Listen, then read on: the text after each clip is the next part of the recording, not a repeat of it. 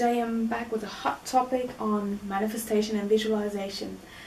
If you're seeking tools to manifest things into your life, to make your dreams come true, visualization is a key thing, it's a crucial thing that you will come across when dealing with that topic.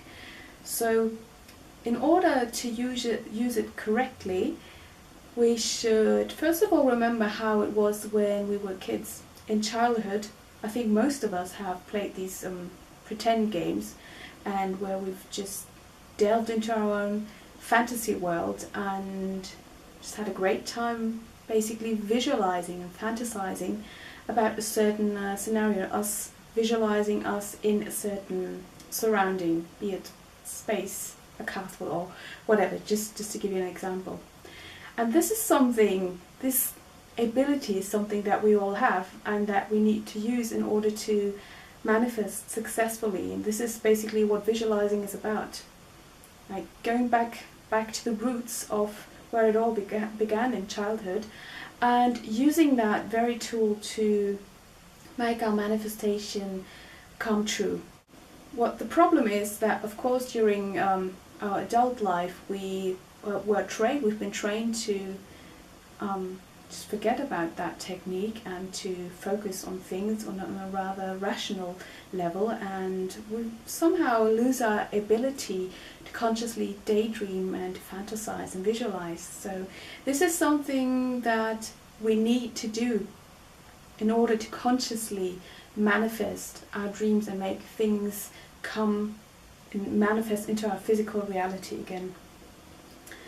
So manifestation doesn't work without visualization. And when visualizing, of course, it's about you can close your eyes, you can keep them open, and fantasizing how it would be to have this or that in your life, and trying to feel how it would be. How would it feel if you had that house? How would it feel if you were living in that country, if you had that much money, if you had this job? This is basically what visualizing is about. Trying to get into that scenario, into that vision that may be not true for now in your reality, but that you want to make true and that you want to manifest. So get into the image, try and envision how it would be if you had that, and leave your ego and your rational mind all aside, because these will only be obstacles in your way, in your process of visualizing.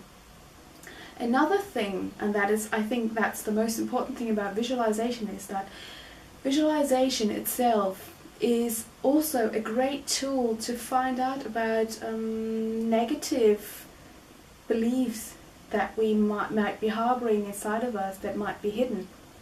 So if you think you're daydreaming and you're trying to focus on the positive vision of you in that scenario, in that desired scenario, you'll probably also, or some do, some don't, but for those who do have that experience, you'll probably see that these daydreams, these visions, take a life of their own. So what happens sometimes is that you visualize yourself in a certain setting, which may be positive, which may be exactly what you're looking for, what you want, but as it's taking a life of its own, you might experience that all of a sudden there's something negative about it. You might be thinking about getting a big house, moving into a big house, and then all of a sudden, whilst daydreaming, whilst visualizing, you see yourself getting a lot of bills and having trouble to maintain that big house, or being totally stressed out by that. Just to give you an example. So if you see that your daydream, your visualization is basically taking a life of its own and is going into a negative direction, that's where you need to work on. It's you, first of all, identifying what negative sources there are inside of you, where you're still hiding and harboring negative beliefs, some conscious, some subconscious, but what you need to do is definitely work on them, because it's not just visualizing itself which manifests. Basically, what the key is behind it is what we feel about it. How do you feel when you visualize yourself in that setting? What is it? What emotions come up during that? So this is what you're looking for. You need to identify first, do you have any hidden negative beliefs, and you can find that out by daydreaming, by visualizing, by seeing yourself, envisioning yourself in that setting, having this and that, whatever it is that you desire.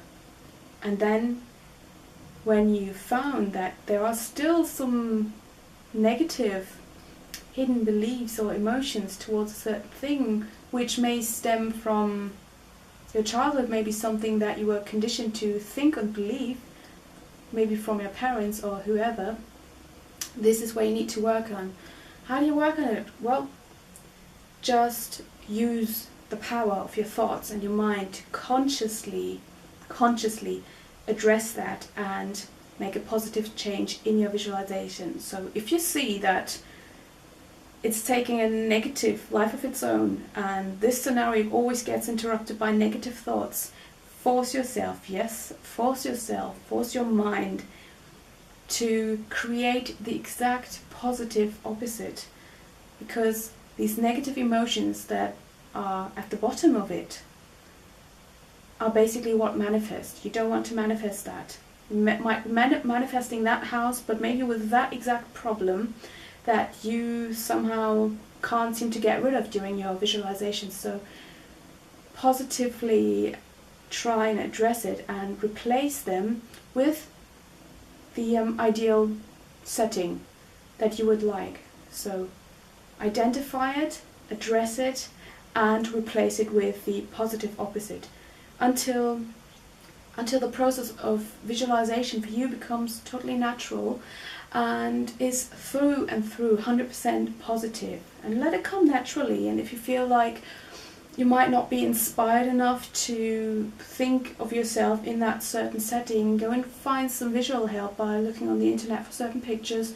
Listen to maybe uplifting music, listen to the lyrics. I mean, be really careful with the content of the lyrics, and maybe watch a film, watch a video, or whatever it is that inspires you.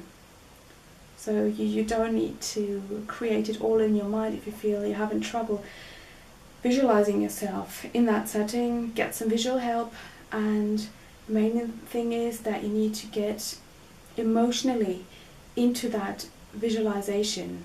Get into it, feel it, because what you feel is what you send out, and this is what ultimately manifests. So I wish you a lot of success and fun visualizing, and I'll speak to you next time.